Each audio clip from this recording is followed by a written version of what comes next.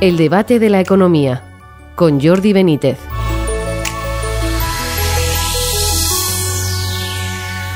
Bienvenidos al debate de la economía. La ministra de Trabajo, Yolanda Díaz, y la de Economía, Nadia Calviño, se han enzarzado por sus distintos puntos de vista sobre los subsidios de paro. A su vez, Díaz se ha enfrentado también con la COE a cuenta del salario mínimo interprofesional. Yolanda Díaz quiere subirlo todo y parece que no oye las llamadas de prudencia de sus interlocutores. También la OCDE ha llamado a la prudencia a España esta semana. La denominada Organización de los Países Ricos ha rebajado de nuevo su previsión de crecimiento para la economía española, ha anunciado que nuestro país no cumplirá ni este año ni el que viene con el objetivo de déficit del 3% sobre el PIB que exigirá Bruselas y reclama un mayor ajuste presupuestario y menor gasto. Por otro lado, la tasa de inflación interanual de la zona euro se ha moderado en noviembre al 2,4%, medio punto porcentual por debajo del dato del mes anterior, el 2,9%, y su lectura más baja desde julio de 2021, según la estimación preliminar de la Oficina Comunitaria de Estadística Eurostat. Como bien nos comentaba hace un rato el profesor Rafael Pampillón, esto supone que el primer recorte de tipos de interés por parte del Banco Central Europeo se podría producir en el primer semestre de 2024. Ello se debe a que las políticas monetarias ya han hecho su trabajo para enfriar la economía. La zona del euro crecerá este año un 0,6% y en 2024 un 1%. Para comentar estos temas tenemos hoy con nosotros a Rafael Pampillón, catedrático de Economía Aplicada de la Universidad CEU San Pablo. Bienvenido, Rafael. Hola, muchas gracias. Y a Santiago Carbó, catedrático de Análisis Económico de la Universidad de Valencia y director de Estudios Financieros y del Observatorio de Digitalización Financiera de Funcas. Bienvenido, Santiago.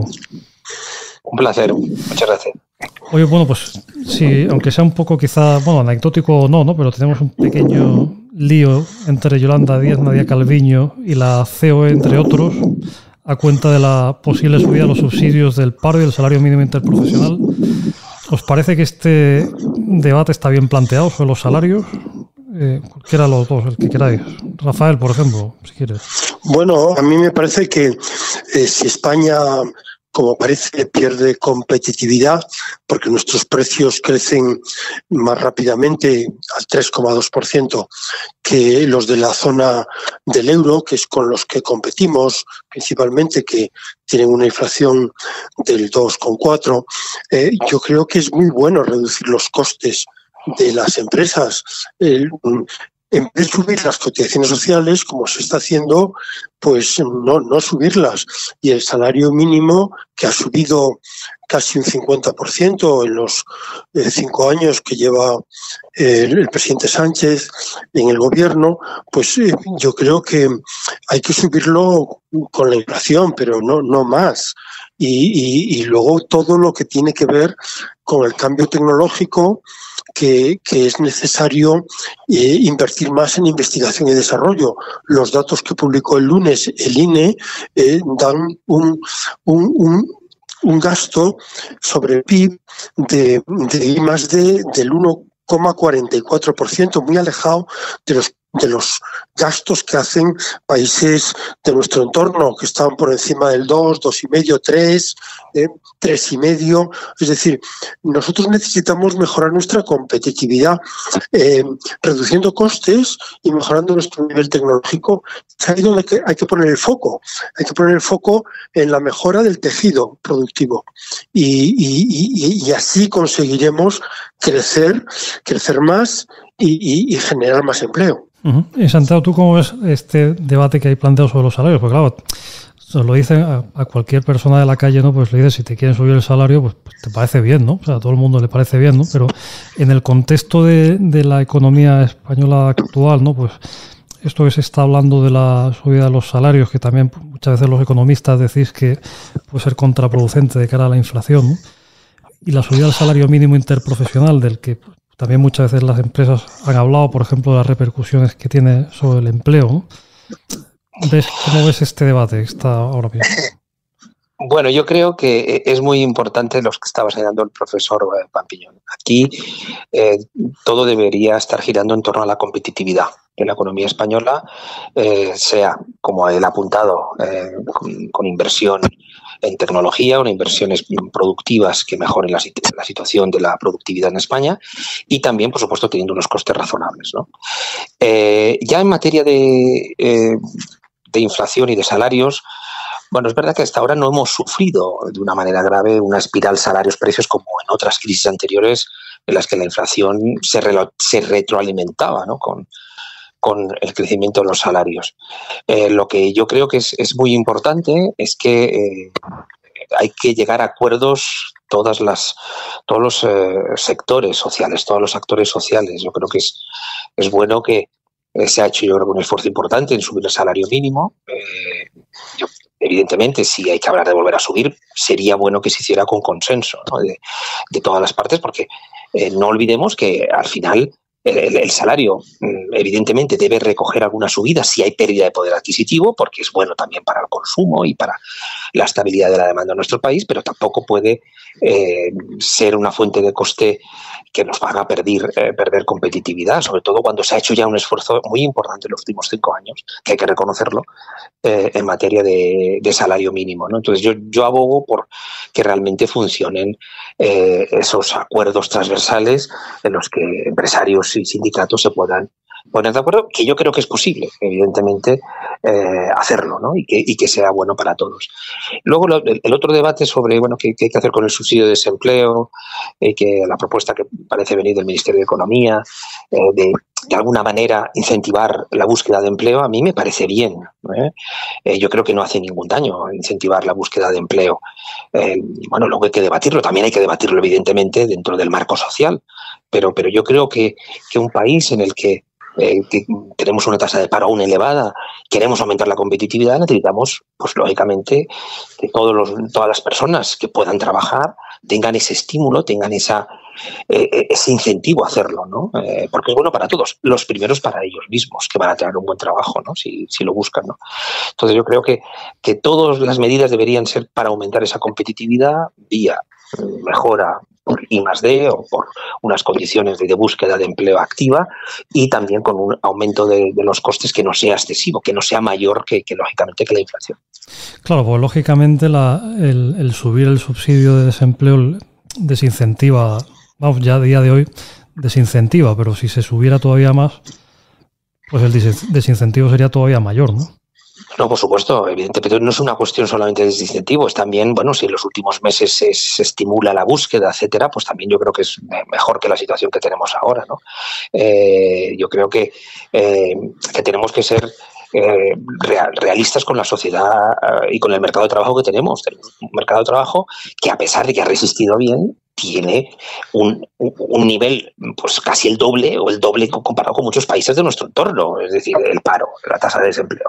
Y yo creo que esto evidentemente no es un hecho bueno para nuestro país, y que llevamos mucho tiempo intentando corregir y no lo logramos, ¿no? Es decir, con las medidas actuales que tenemos en el mercado de trabajo, tenemos que pensar cómo hacerlo, y probablemente una subida indiscriminada pues no va a ayudar a reducir ese desempleo. Comentaba Rafa que me parecía muy importante, ¿no?, el dato que había salido de inflación, ¿no?, de la zona euro. Cuéntanos un poco al público en general, ¿no?, por qué te parece relevante. Me parece relevante porque hay una discusión entre los analistas de que hasta la segunda mitad del año no empezarán las bajadas de tipos. Algunos incluso llegan a decir que los tipos no están muy altos, y yo creo que los tipos se nota sobre todo en el sector inmobiliario, en que la gente le cuesta pagar las hipotecas. En el resto de Europa se ve ya algunas quiebras de empresas del sector de la construcción, o sea que los tipos ya están suficientemente altos, en el 4,5, que hacen que las familias tengan dificultades para pedir créditos hipotecarios, que las empresas también tienen que renovar sus créditos a tipos de interés más altos, porque ahora los tipos son mayores que hace 5 años. No digamos ya las administraciones públicas, que la deuda que vence, es decir, la que hay que pagar ya porque se le ha terminado el plazo, es de tipos de interés mucho más bajos que los tipos de interés de la deuda nueva, la que tiene que renovar la vieja, porque aquí la deuda no baja, por lo menos en términos absolutos. Entonces, los costes financieros también son mayores para las administraciones públicas, más gasto público. En definitiva, yo creo que la política monetaria ha hecho su papel en Estados Unidos, lo ha hecho también en Europa. La inflación, ya vemos que se está reduciendo, está en el 2,4, muy cerca ya del objetivo del 2%. Puede ser que haya todavía volatilidad en este dato de inflación, pero si hay estancamiento en Europa y en la zona del euro, sobre todo el primer trimestre del año que viene, si este año ya cierra Alemania con el menos 0,4, pues es probable que ya hacia mayo o junio, poco a poco el Banco Central Europeo pues baje de ese 4,5, baje 0,25, luego baje otro 0,25, es decir, que empiece ya una desescalada para intentar reactivar una economía que probablemente se ha enfriado. Y si se ha enfriado, habrá que calentarla. Santiago, ¿tú cómo lo ves? ¿Qué perspectivas tienes en este sentido? Muy buen punto, yo creo que el que ha señalado el profesor Pampillón, porque quede claro a nuestros oyentes, está apuntando claramente que es la media europea y ya está por debajo de la nuestra, algo que tampoco es bueno, lo ha dicho en su primera intervención, ¿no? Pero quiere decir que la media, que es donde se fijará el Banco Central Europeo para decidir si baja los tipos, se está acercando al objetivo, en un contexto en el que hay un debilitamiento de la economía europea y por tanto hay una cierta presión también a aflojar ese nivel tan alto de tipos, ¿no? Y eso que los gobiernos no han hecho sus deberes. Los gobiernos no han realmente reducido como deberían quizás ese gasto fiscal. Quizás por los efectos, evidentemente, primero de la crisis, luego de la guerra, pero no se han retirado del todo. Los deberes, realmente en este caso de enfriamiento de la economía, han venido mucho más por el lado monetario que por el fiscal. Es decir, a pesar de eso, se están empezando a lograr, pues lógicamente, el enfriamiento sano que puede reducir esa inflación. Entonces, ¿ocurrirá eso en la primera mitad del año? Bueno, pues luego el Banco Central Europeo se toma las cosas con paciencia. Puede ser, porque sobre todo no solamente es que haya bajado la inflación, y si, aunque haya volatilidad, sigue en esa tendencia, la economía no está para las fuentes, pues bueno, te perdemos un poco aquí, Santiago. ¿Cómo? Que ahí te perdíamos un poco de cobertura. Vaya, entonces, ¿por dónde empiezo? ¿Por dónde voy? Pues no sé por qué, la verdad. Será mi móvil quizás, no tanto la cobertura. Porque, bueno, igual ya tengo un móvil para cambiar. ¿Dónde se ha perdido? A ver.